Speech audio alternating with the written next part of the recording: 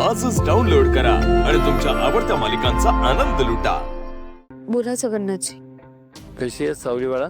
बरी आहे मी। आवाजाला काय झालं ग तुझ्या? माझं मन मला खातंय।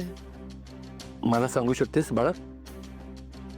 सारंग सरांनी आज मला गुरुचा दर्जा दिलाय। अरे वा, ही तर आनंदाची बातमी आहे। म्हणजे तुझ्या सुखी आयुष्यात अजून एका सुखाची भर पडली। वा वा, उत्तम।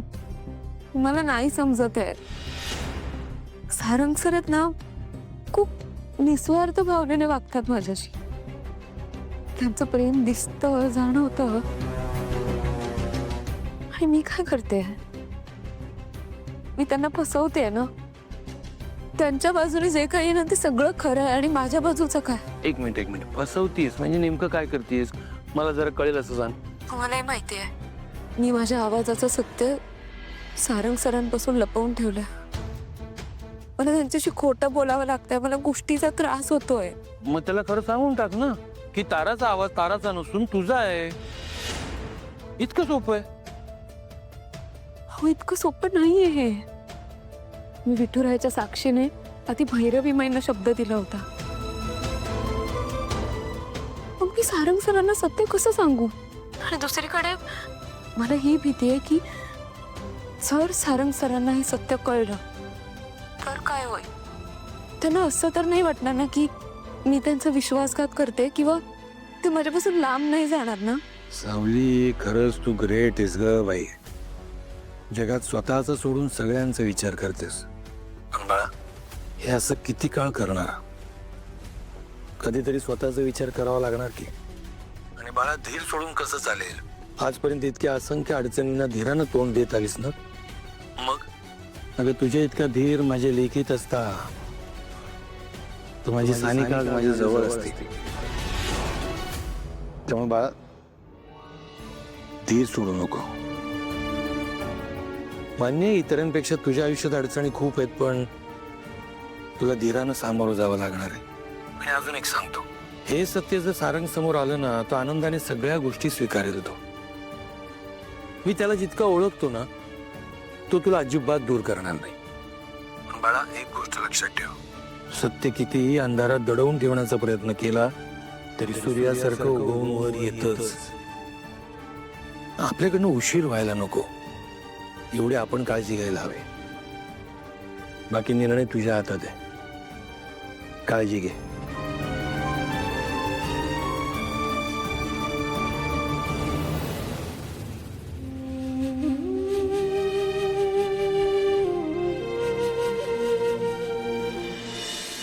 वहिनी, तुम्ही काढा प्यायलात ना, तुम्ही आराम करा ना, तुम्हाला बरं वाटेल।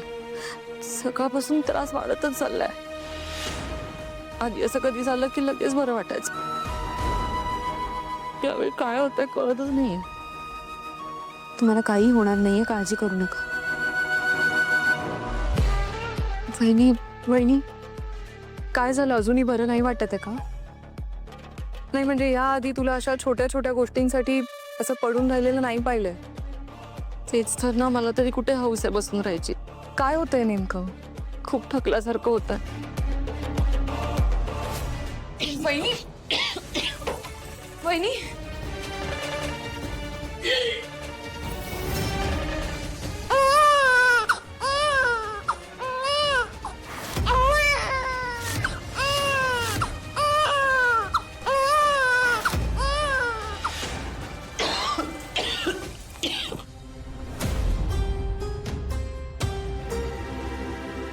बसा तुम्ही।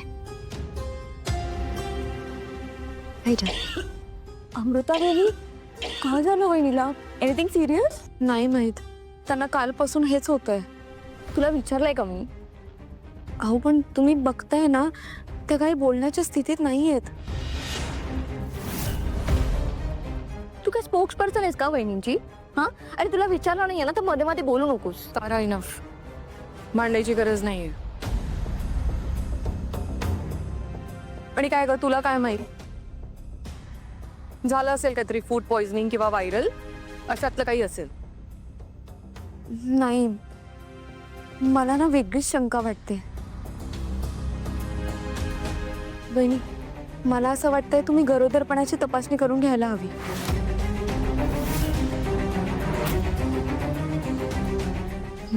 नाही,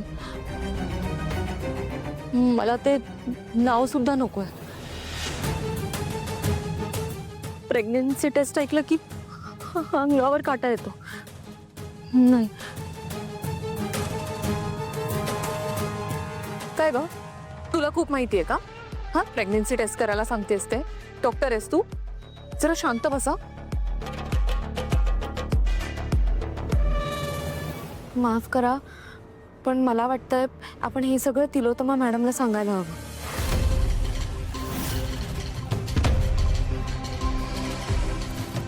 माझ्या खूप वर्षापासूनची ही इच्छा आहे, आपल्या घरात पाळणा हलावा, पण त्यासाठी मला कुणाला त्रास नाही द्यायचा. तू हे तुझ्या इच्छेविरुद्ध करावंस असं माझं अजिबात म्हणणं नाहीये. मला ते आवडणार नाही, कारण तू माझी लाडकी सून आहेस. तू जरा गप्प बसतेस? आम्ही बघू काय करायचंय ते. तू कोण आहेस डिसिजन घेणारी? अहो, पण आपल्या चौघींमधून कोणालाच या गोष्टीचा अनुभव नाहीये म्हणून बोलते मी. अनुभव नाहीये, पण मला माहितीये माझ्या फ्रेंड सोबत सुद्धा असंच काहीतरी झालं होतं. आणि जेव्हा तिने टेस्ट केली होती ना, तेव्हा ती पॉझिटिव्ह आली.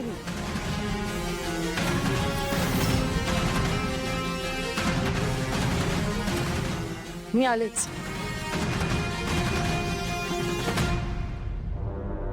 अमृता वहिनी, जर पॉझिटिव्हच येणार असेल टेस्ट तर चांगलंच आहे ना तुमच्यासाठी. डोंट वरी वहिनी.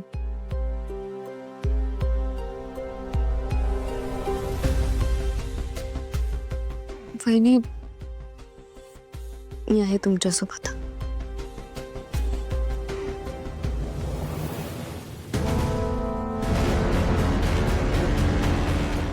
मूर्ख.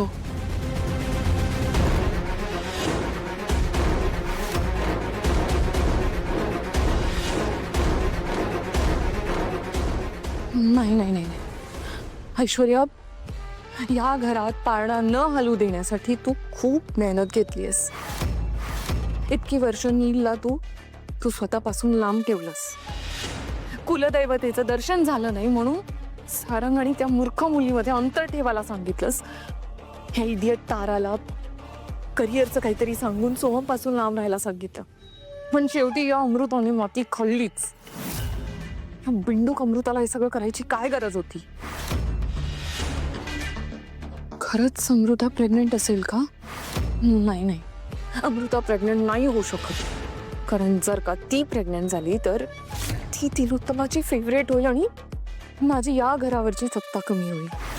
नाही नाही, हे नाही होऊ शकत. मी हे नाही होऊ देऊ शकत. ज्या घरावर फक्त आणि फक्त माझीच सत्ता राहणार. वहिनी, तुम्ही एवढ्या अस्वस्थ का आहात?